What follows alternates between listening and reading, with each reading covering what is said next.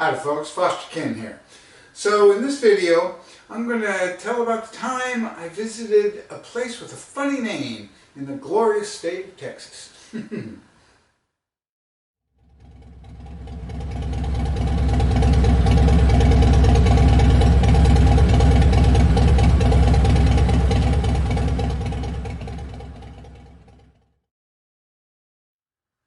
Now, I've often said that the main reason, and sometimes the only reason, I'll go to a town is if it has an unusual name. You know, like Jersey Shore, Pennsylvania.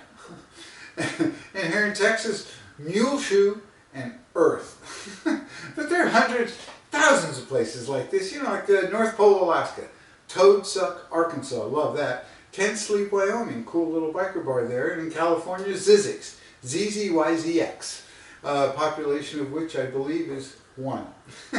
Now what I do when I go to a town with an unusual name is get a picture of the town limit sign or some other sign that has the name of the town on it. For 2 reasons. I want to prove to all the naysayers out there that I actually was in that place, and also in the future I may want to relive the excitement of being in a place like why Arizona, or why not Mississippi, or Bitter End, Tennessee, right?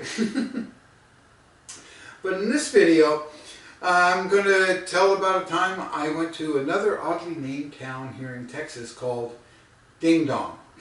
Yeah, Ding Dong. Anyway, one day I head up Highway 195. I get up to where Ding Dong is supposed to be, pull over, look around, and there's like almost nothing there. I mean, really, almost nothing. Now, over on the left is a side road. It's about 200 yards long, and there's a guy with a man bun standing next to his pickup. And connected to the pickup is a trailer, and underneath the trailer his 2 black dogs are languishing in the shade. And I'm wondering, you know, what's he doing there? Why? There's nothing here. And so, but I go over. Now, man bun guy he's friendly and helpful, he's smiling, and I said, say, do you know where Ding Dong is? And he goes, right here.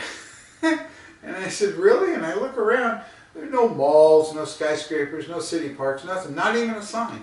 And I said, really? This is like downtown Ding Dong? And he says, sure is. What you looking for? And I said, I'm looking for a sign with Ding Dong on it. I want to get a picture. And he said, oh, I don't think that exists. And I said, oh, that's too bad. Now he sees I'm a little disappointed, wants to lift my spirits. So he says, but I'll tell you what, if you go out, back out to the 195, go the way you were going, make a left at the first intersection, it's not far, go down a mile or so, and you come to a bridge and a small river, a creek that's haunted. And I thought, well, you know, that's cool, I'll do it. Are you sure there are no Ding Dong signs? And he goes, yeah. But I'll tell you what, if you want a bottle of cold water, that market across the street, you know, you can go over there. And I look over on the other side of the 195, and sure enough, all by itself, it's this little place. So I said, great. So I thanked man bun guy, said goodbye to his dogs, went out to the 195, made a left at the first intersection, and a mile or so down, there's that bridge. Small river or creek or whatever, and so I take a bunch of photos, but none of them come out, which makes me think that, you know what, ghosts don't like to have their pictures taken, right? Anyway, I go back out to the 195 crossover, park in the lot, dirt parking lot of that little store, turn around, and oh my God, there it is. Country Pride Market and Cafe, Ding Dong, Texas. Ah! Victory! Yes! I got it. I took a photo of it too. And I'm enveloped in euphoria. And I took a bunch of photos. And they're coming right up. So I hope you liked my little story about Ding Dong, Texas. Subscribe to my channel. I need millions of subscribers, okay? And visit my website, fosterkinn.com. And check out my books. Lots of stories in my first 2 books that are like this. Real entertaining stuff. And but most importantly, remember, ride big, ride long, and ride free.